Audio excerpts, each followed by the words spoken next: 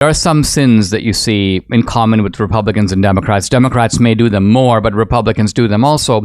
But one sin that is not in common between the two is I cannot think of a Republican president in living memory and even beyond, who has financially benefited from office. Eisenhower didn't, Nixon didn't, Reagan didn't, neither of the Bushes did, and Trump, we know, lost money. So Trump doesn't take a salary and he loses money. By contrast, look at the Democrats who have almost uniformly enriched themselves, at least going back now to Clinton. That's Starting right. with Clinton over the past quarter century, Yeah. Democrats have looked at government as a way to make the kind of money they could never have. Think of Obama. This is a guy who never had a job of any kind in the private sector. Yep. He's a failure at everything he's attempted, Yep. but is able to leverage governmental power. But he's also the media darling, right? So pop culture loves him. Hollywood loves him. Right. And so the very people that say, oh no, we're for the little people, all of a sudden become super rich and famous.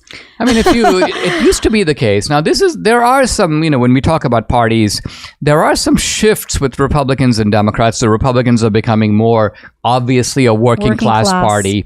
And I also think that if I think back to when I first came to America, the 1980s and early 90s, if you had looked at CEOs of major corporations, for example, they inclined Republican, not heavily, maybe 60-40. And if you looked at billionaires, they broke either way. But I would have guessed on the balance more for the Republicans than for the Democrats. But today it's the opposite.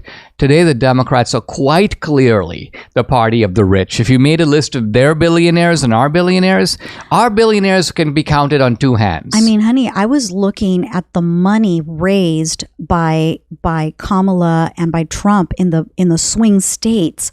The Democrats lead that department. But that's when you say in the swing states, the money doesn't come from the swing states. It comes for the swing states. I'm just saying that they have a lot of money. The donors for the Democrats, I mean, are super uber rich, and they're the ones lining their pockets.